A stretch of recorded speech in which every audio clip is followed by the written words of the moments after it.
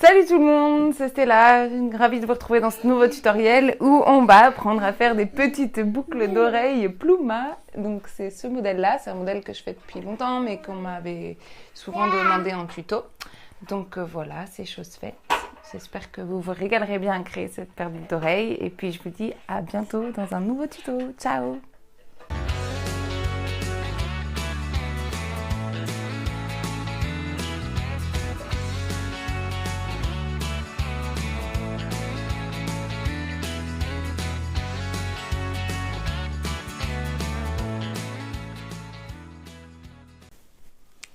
Ok, c'est parti. Donc pour faire cette petite boucle d'oreille Pluma, vous avez besoin de 5 fils pour une boucle d'oreille, 5 fils de 40 cm à peu près. Même un peu moins si, voilà, je prends toujours trop large moi, donc vous verrez, vous aurez du rab. Si pour celle d'après vous voulez en prendre un peu moins, vous pourrez. Mais je préfère toujours être un peu large. Là, vous allez faire vous prendre une petite chute de fil qui traîne quelque part et vous faites une petite boucle juste pour pouvoir venir la bloquer là-dessous. Et on peut rajouter une petite pince là pour bien la tenir. Et puis, qu'est-ce que j'avais? Voilà, mon attache, pardon, je me disperse. Hop, je reviens. Là, une attache que vous allez venir glisser dans la petite boucle. Et puis, on va prendre un premier fil qu'on va glisser dans le petit trou de l'attache. Là, on le met bien en double. Et une fois qu'on l'a bien mis en double, on va faire un nœud central. Donc le nœud central, je croise mes fils comme ceci. Le gauche passe par-dessus celui de droite. Je repasse à l'intérieur. Là, je viens resserrer. Voilà, pas trop fort pour que ça puisse quand même bouger, voilà, dans l'anneau. Et la deuxième partie du nœud, c'est je reviens, je refais à nouveau un 4. Ça, tac, je repasse par-dessus et je repasse à l'intérieur. Et cette fois, au moment de serrer, je viens serrer droite-gauche à l'horizontale. Voilà, et ça me fait un nœud central. Comme ça, je suis droite par rapport à la tâche. Voilà. Une fois que je suis droite par rapport à la tâche, ces deux fils, ça va être du coup mes guides avec lesquels je vais glisser d'autres fils par-dessus pour faire après une petite coco comme ça en double. Donc je viens prendre un autre fil que je prends au milieu, je passe sous mon guide et dans la boucle. Et une fois que j'ai fait ça, je repasse par-dessus le guide avec ce fil-là et à l'intérieur. Et pareil ici.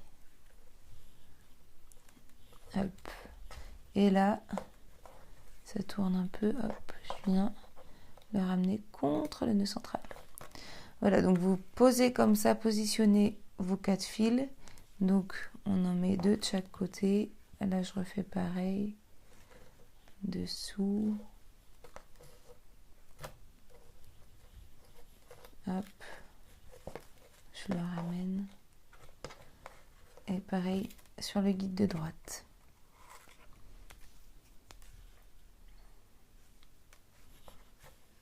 Hop, je passe dessous.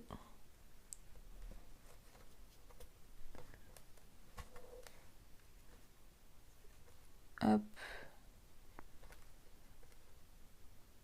Hop. Et je remonte. Le dernier. Dessous. Dedans.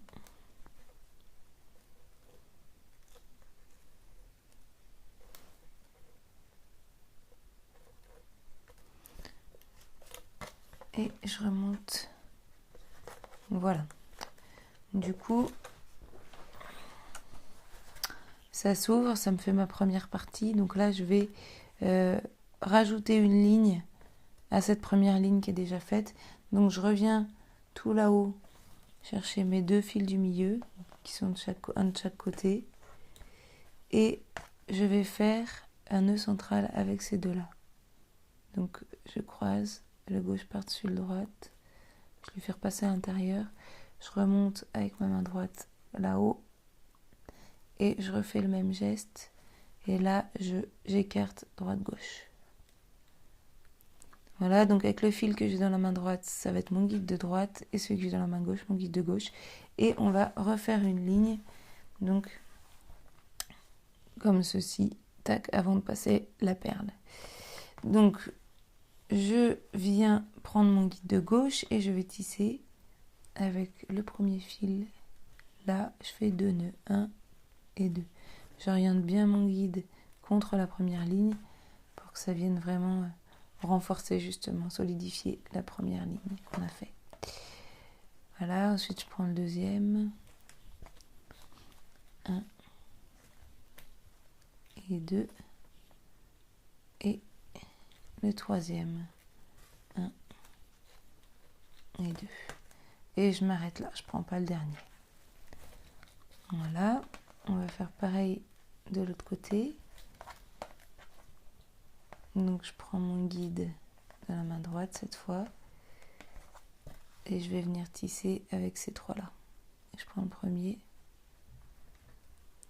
1, 2, le deuxième. 1, 2, et le troisième. 1 et 2. Et une fois que j'ai fait ça, je vais reprendre à nouveau les deux du milieu là-haut et je vais passer cette fois une perle au milieu.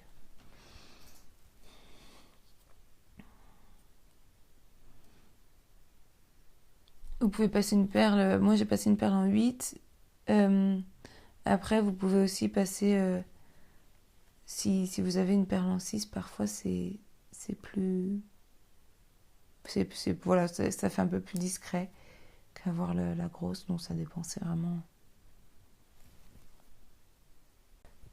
Donc voilà, vous passez la perle dans les deux fils du milieu. Paf, paf, paf, on la remonte là-haut. Hop. Et là, donc j'en suis là, j'ai ouvert, j'ai passé ma perle, donc je vais refermer et refaire une ligne derrière. Donc pour ça, je reprends le fil qui est le plus à l'extérieur ici.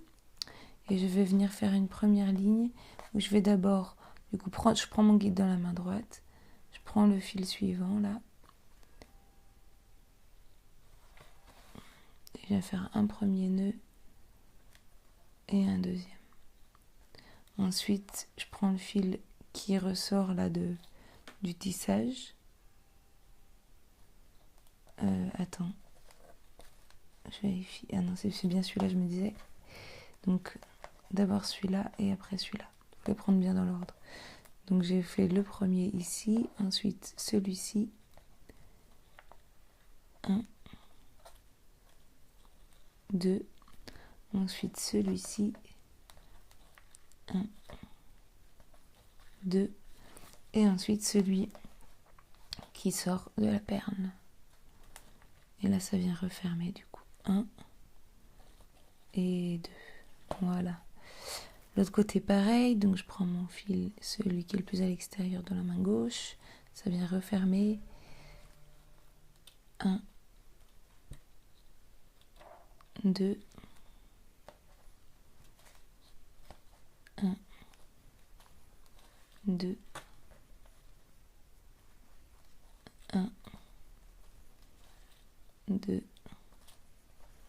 et celui qui passe dans la perle. 1 et 2. Et une fois que j'ai refermé là, avec mes deux guides, je vais faire un nœud central. 1 et 2. Voilà, je refais une petite ligne de chaque côté. Donc je reprends les deux fils qui sont à l'extérieur pour guide et je reviens faire une ligne de tissage. Et après je refais un nœud central avec mes guides. 1, 2, 1, 2, 1, 2, dernier, 1, 2. Pareil de l'autre côté. 1, 2.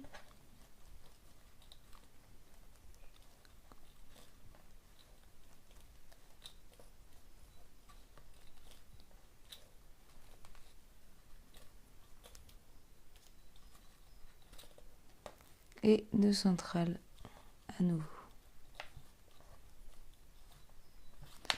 Voilà. Donc là, concrètement, le tissage c'est terminé. Donc du coup, il nous reste à mettre les petites perles pour faire les petits plumeaux. Donc en fait, vous pouvez les répartir comme ça. Moi, sur les deux qui sont là, j'ai mis... Sur les deux du milieu, j'ai mis des plus grosses perles. Et puis après, sur les côtés, des plus petites. En mettant du coup métal et œil de tigre. Et après, vous faites bien comme vous voulez. Et une fois que vous avez passé vos petites perles... et ben du coup vous venez, je vais vous montrer sur un ou deux, mais vous venez ramener le fil, vous coupez et vous brûlez directement sur la perle. Donc après c'est un petit peu long d'équilibrer, de bien calculer que ce soit à peu près symétrique de chaque côté, mais voilà, en tout cas au niveau du tissage c'est fini. Donc là c'est enfilage de perles, on coupe, on brûle et la boucle d'oreille est terminée. Voilà, donc une fois que moi j'ai passé toutes mes perles, je fais juste des petits nœuds au bout pour pas qu'elles s'échappent du fil. Et puis en fait, bon, si c'est la première que vous faites, il faut vous gérer là la grandeur de fil que vous voulez laisser. Celui-là, je l'ai fait un peu court par rapport à ceux que je fais d'habitude. J'aime bien aussi faire laisser des plus grands fils et faire un peu plus des boucles d'oreilles plus pendantes. Mais bon, après ça c'est un choix. Du coup, une fois que vous avez fait la première, il faut vous ajuster par rapport voilà, pour faire la deuxième pareil. Donc vous pouvez faire soit à l'œil, soit en mesurant à peu près. Bon là voilà, j'ai à peu près un doigt par exemple. Je vais du coup faire à peu près un doigt ici. Voilà. Et puis du coup, je les prends les deux à la même taille. Là, je vais couper un premier fil. Je laisse quand même... Là, la perle est un peu plus grosse sur les plus petites. J'aurais pas besoin de laisser autant de fil. Mais là, j'en laisse un peu parce que le trou est plus gros et il faut vraiment que ça vienne boucher le trou. Voilà. Après, je tapote un petit peu.